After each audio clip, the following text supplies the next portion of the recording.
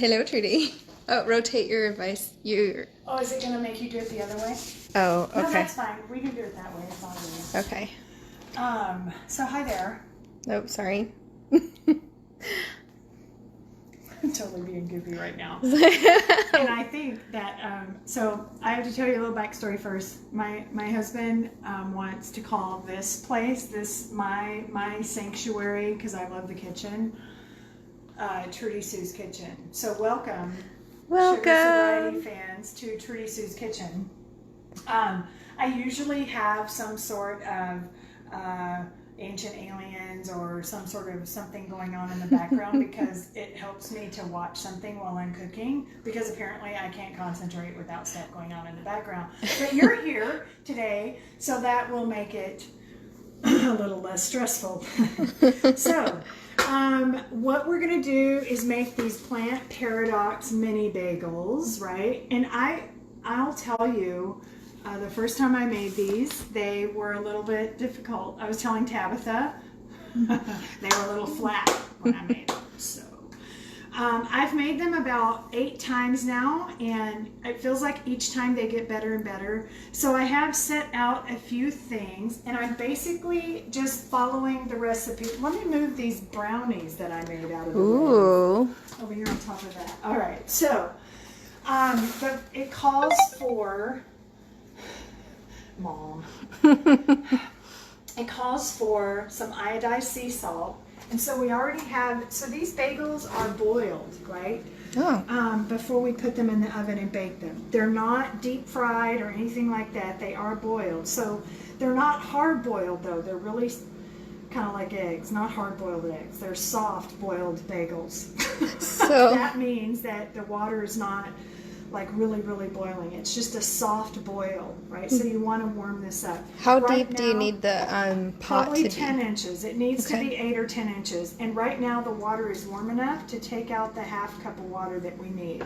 So that's basically what I'm doing with my... So you want it warm but not too hot? Warm but not too hot. And it looks like it's probably a little bit too hot right now. So I'll probably pour a little bit of this out and put some of my cold water in it, because we were trying to figure out the camera thing. I think we got it. I think we got it though. This is probably the best way to do this. I'm pretty sure that my thing has a lot of power in it too. So the water is going to be, by the time we get done mixing up the stuff, the water will be boiling just perfectly. And the next thing that we want to do is take out our... Do you want it to be like rapid boil or... No, not a rapid boil. It needs to be a soft boil. Okay. And we're going to put parchment paper on the pan. I've tried a lot of parchment paper, and I will tell you that my favorite parchment paper is from Kirkland.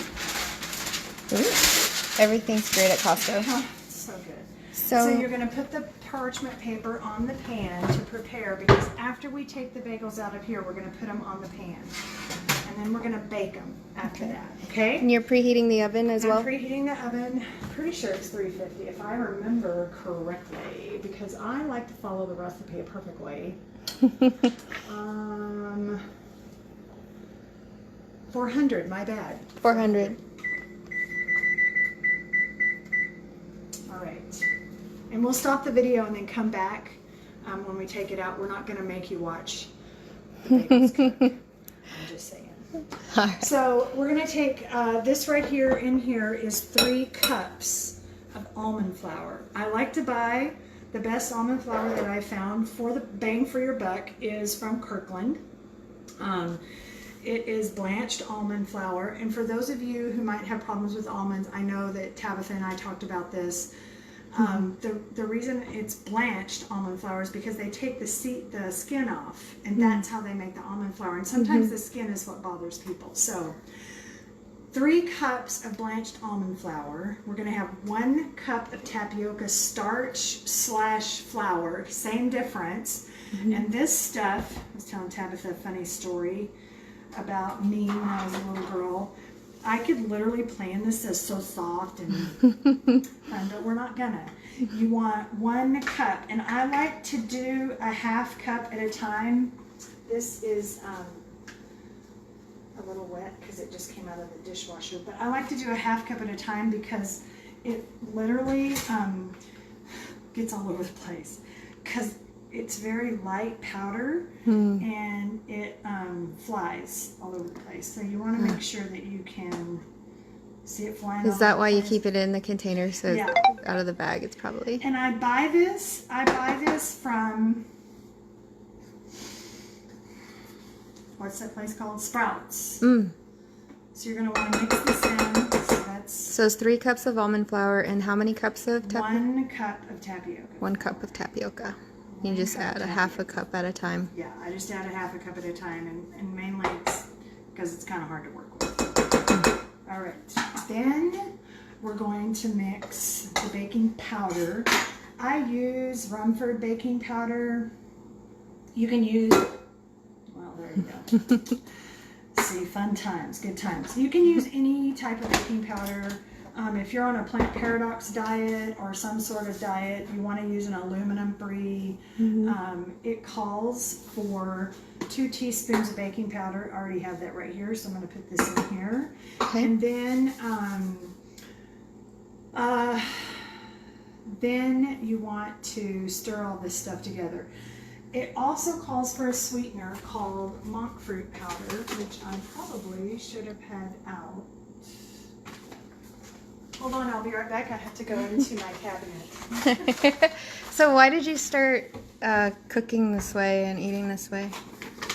That's a great question. I stepped on the scale and I was in a lot of pain. Pain, like how, what kind I of? had inflammation. I was taking about 4 ibuprofen every single day. Oh. I should say at night, because I was not able to sleep because of the inflammation in my body. It would wake me up all night long. And I was doing that for about 5 years. And I had no clue that really the ibuprofen was what was causing the pain. Like it was this vicious cycle, right? And it was really my diet. And I had noticed a little bit that there was some, like if I ate certain foods, I would, go into a coma. You're like, oh my God, I'm in a food coma. Ha ha ha. I'm in a pizza coma. Ha ha ha. Yeah. It's not funny. Yeah. Though. After a while, it really does start taking a toll on your body. Yeah. So, Totally. the monk fruit sweetener is, I buy this from Costco, once again, and it is an erythritol, basically mixed with monk fruit. And monk fruit extract is a type of extract, and erythritol, it doesn't spike your sugar levels. Nice. So this is a really nice way to do that. And it calls for 2 tablespoons of monk fruit. So I don't know why, maybe I'm just weird that way, but I always do half. So there's 1 tablespoon and 2 tablespoons. And 2 tablespoons maybe seems like a lot, but it doesn't make them. So not super sweet. It really does edge them out a little bit. So Okay. put that over there. So come over here and look at the water. This is exactly how you want the water boiling. Just a little bit, not a lot. Okay. It was really hard for me to get that. That's really important. It was really hard for me to get that because I'm not used to cooking with electric stoves, and that's all they have here in Arizona. And we're going to combine the almond flour, tapioca starch, the salt, baking powder, and monk fruit powder. I have not put the salt in. So And we'll put the description, the full recipe in the comments afterwards. 2 teaspoons. This is actually pretty easy. It's like Salt. a few ingredients. Yeah, not bad. I use Himalayan pink salt. It calls for sea salt, iodized sea salt. So what have you noticed since eating this way? Well, first of all, I'm skinnier. I've lost about 18 pounds It's amazing. since June 16th. Wow. And I have, 2 weeks into the diet, no more ibuprofen. Wow. I got to be able to get off ibuprofen. The only time I hurt a lot is when I work out a lot. So Yeah. I stopped working out. No, I'm just kidding. I did not do that. Great solution. I did not stop working out. Hold on a second. No, I can't. Not right now. Okay. So the next thing that we want to do is we want to take this half cup of warm water, and I will tell you this, just by feeling it, I can tell it's too warm. You want to catch it before it gets, like if I kept my hand on this, it would probably start burning a little bit. So you want to catch it before it gets too warm and maybe put some cold water in it. So I'm just going to cool this off a little bit. That's probably good. And you're going to put 2 tablespoons of white wine vinegar in here. The dough needs some sort of acidity in order to come together and be able to do what we want it to do. Clearly, I've made these bagels a few times because I have the tablespoons. So. Do you still eat dairy, like cream cheese? Do you put cream cheese? It's interesting. When I was reading, so I follow the Plant Paradox diet. And when I was making these bagels for the first time, Dr. Gundry said you can do it on his yes list is organic cream cheese. And I was like, yes! Oh my God, so excited right now. So I bought some organic cream cheese. And honestly, I didn't really feel it. I think if you just be cognizant of the cream cheese that you're buying at the store, which store you're buying it from as well, it really does make a huge difference. So my OCD is kicking in, and I need to mix all this stuff up.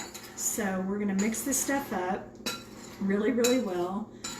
And then we're going to add this water into it and then mix the dough. How much vinegar did you add to the water? 2 tablespoons. 2 tablespoons. 2 tablespoons of vinegar to the water. Okay. And I'm going to mix this all up. So it's all nice and mixed together.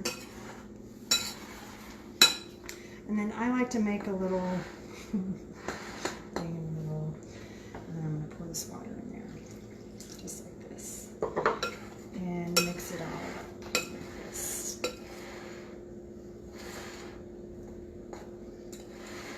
Because when I was making it, you know, I was like, what does it look like? What is it supposed to look like? When I don't know if this is right. What's happening, you know? And is it like a cookie batter kind of? You can smell it. Oh God, it smells so good. You can kind of smell the white wine vinegar in it. So yeah, it does look like a cookie batter. You want it, and he doesn't tell you that in the recipe. Like you want it to look like this cookie batter because you're going to want to work with it, right? Yeah, it looks very much like cookie dough. Yeah, and so what I would tell you is that if it's not like this, your water was too hot. Okay. If it's runny, your water was too hot. Okay. You're going to have to start over because there's no saving it. Trust me. It doesn't work. With what I've found cooking with almond flour is this. Once you have it done, because I make pizza batter and all this other stuff with almond flour and bread. Once you have it mixed, you want to let it sit for about 5 minutes. Okay. So, yeah, you want to let it sit. And the reason is because it has to, I think it really takes a little bit for the almond flour to soak in all the ingredients. Yeah. And then it has a completely different texture, you'll see.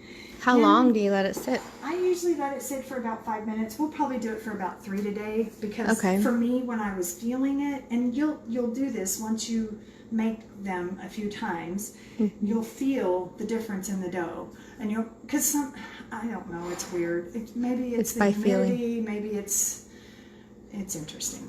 So at this point, it says if the dough is too sticky, and I was like, well, what does that mean? What is too sticky? If it sticks to your hands, it's too sticky. So what I do is I kind of take a little tapioca flour and work with that in my hands. So I'm going to take a little bit of this tapioca flour and I'm just going to put it in a bowl right here. That's why I have this bowl. Awesome. Actually, when nobody else is home, because it's just me cooking, I put my hand right in here. I'm just kidding. I'm just out there. All right. So with that being said, what we're going to do now is, after it sits for a little bit, we're going to make 11 to 12 mini bagels. So we're going to divide the dough into small little bowls on this baking sheet over here. Should we come back in a few minutes once it's been sitting? You know what? It's fine. I think it'll be fine. See, it's not sticking to my hand. Oh, okay. So basically what I do is I put out a thing like this. I don't do it on a baking sheet because, and wax paper has become one of my best friends because it's not going to stick to wax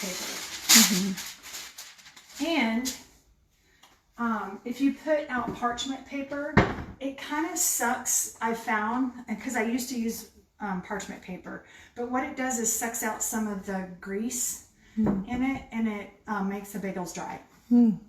So, with that being said, so wax paper. Yeah. So what I'm going to do is just put some of this on my hands like this, and you're just going to make little balls. Like, I'm feeling it. It's a little sticky, but that's okay. But what I have is, it's not in here, it's over here. Somewhere over here. It's like, oh, here it is.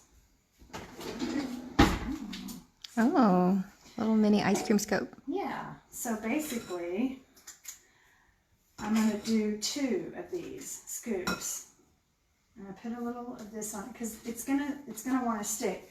And you're going to squeeze it together and work it like this and then do it into a ball. And then I used to make all the balls first and then squeeze. So I found that my spatula stick makes the perfect. All right, and we're back. I'm watching the pot so it'll start boiling. Let's all watch it to make it. Let's all watch the pot. Is it boiling yet? We had to put more water in there because we took so long making these beautiful bagels right here. See the bagels? See how pretty and cute they are?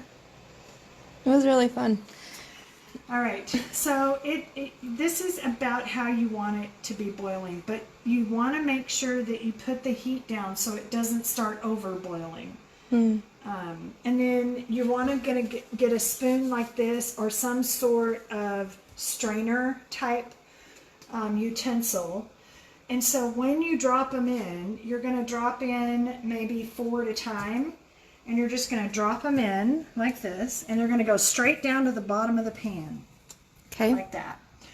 Then you're going to time it. So we're going to do 1 minute, and they're going to cook in there for 1 minute. And see how they're going to start floating to the top? That's what you want them to do. You want them to float to the top. The very first time I made the recipe, it said take them out when they float to the top, because that's about, and literally it was like it only took like 20 seconds for them to start floating to the top. You want to cook them the full minute.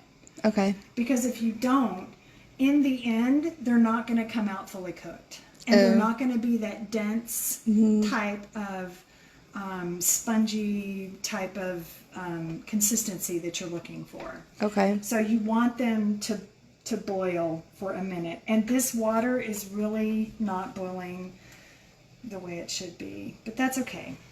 But it's still boiling, and they're gonna be they are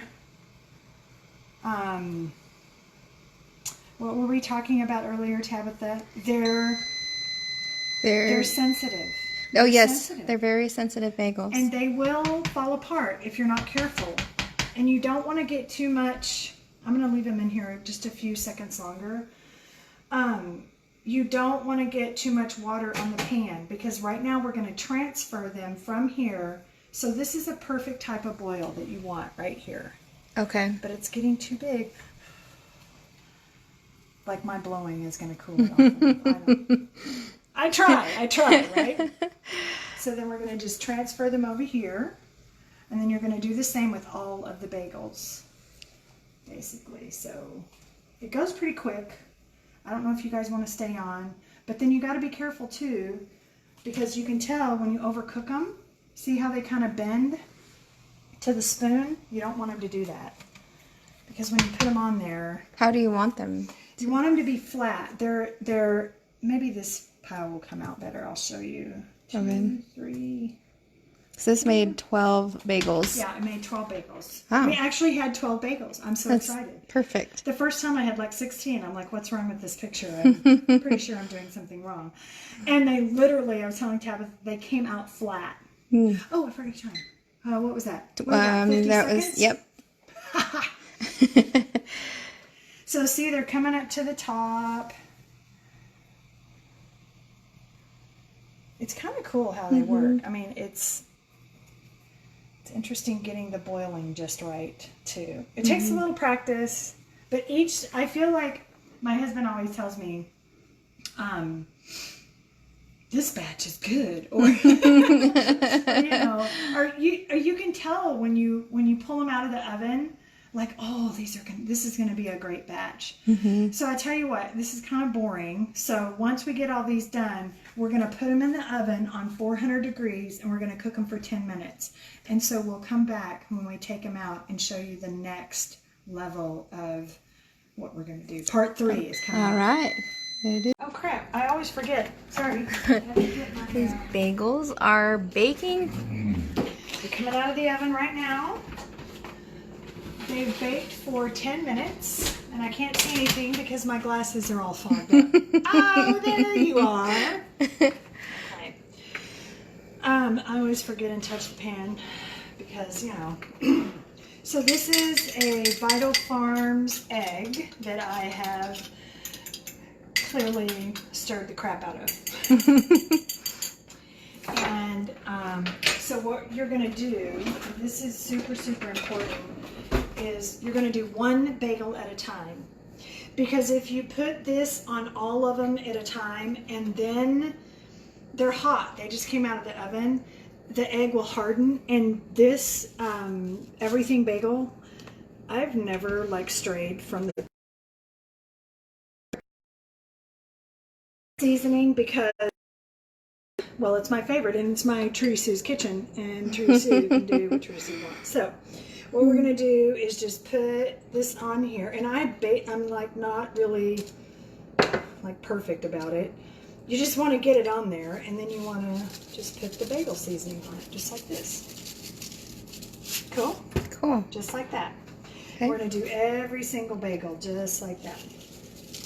Maybe I can get a little rhythm going here.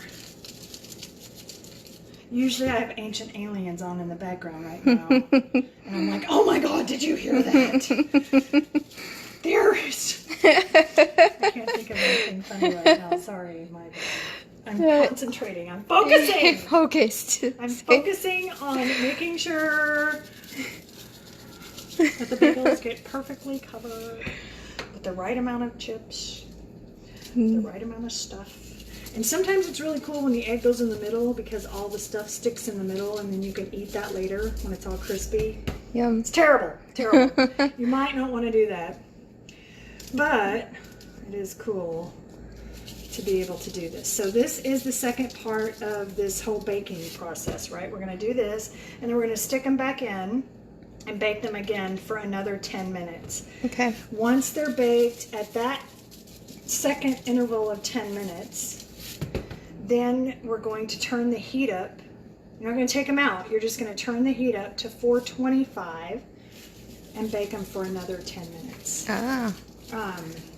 And then they'll be done. And maybe we'll come back after that. So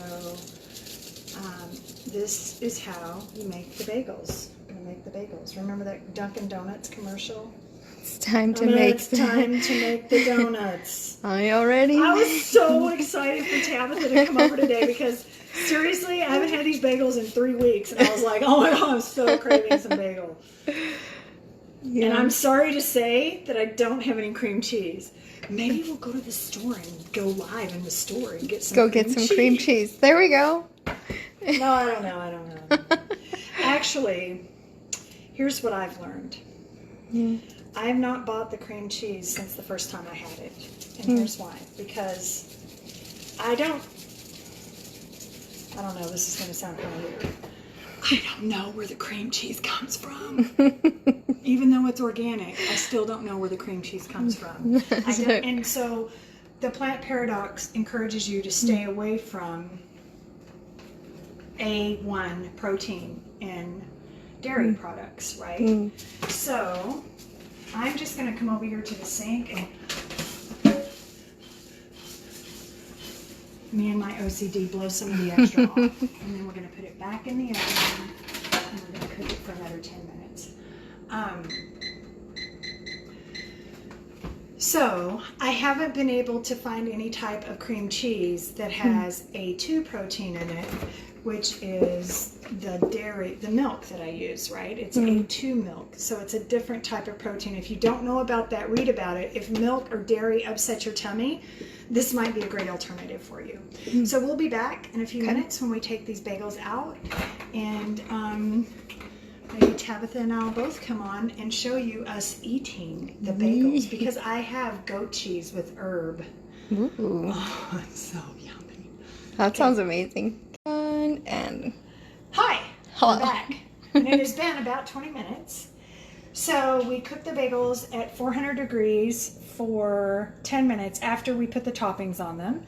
And then we raised the temperature to 425 and baked them for an extra 10 minutes. And what that does, I'll show you, is it gets the bottom brown. See how you want the bottom brown. It looks fried. Yeah, exactly. And they're hard. They have the consistency of a bagel.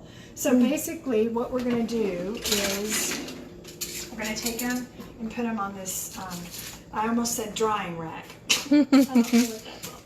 See that yummy stuff in the middle? That's egg. Baked in there, and these got a little too close together.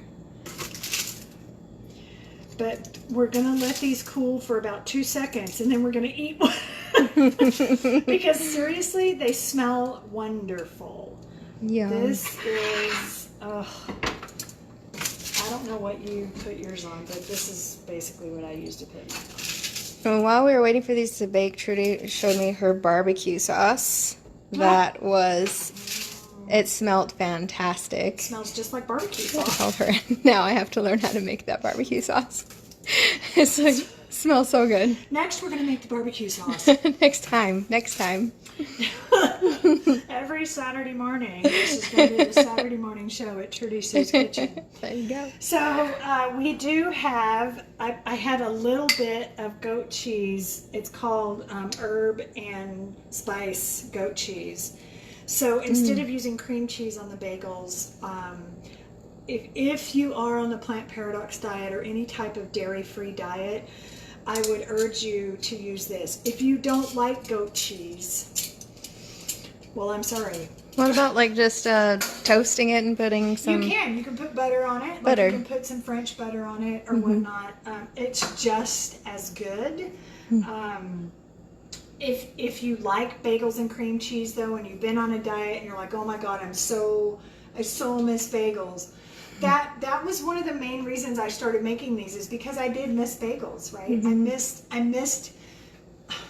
I missed eating bagels. I missed having the cream cheese. I missed all of that good. And granted, they're not large, New York bagels from Mr. Bagel Shop down the street.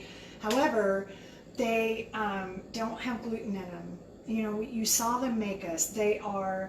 The consistency is like bagels, which is really cool. Like you can be able to, and these are great to serve. You can make these for Thanksgiving. We did a 4-part series video, but seriously, they don't take that long to make. Once you get it down and I think the hardest part of it was the forming of them, right? Learning how to form them. And Tabatha was even like, she's like, oh, I'm going to put this one in there. I'm like, no, squeeze it like this because you want to make them round, like a bagel, right?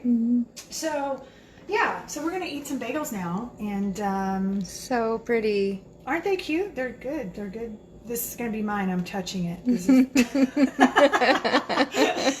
So there is your bagel mystery. And just to give you a heads up, we are also going to be uploading this. Hopefully we can edit these videos and make a whole entire video on YouTube. And yeah, share the story about Trudy Sue's Kitchen, and hope you guys have a happy Saturday and happy Thanksgiving. Bye.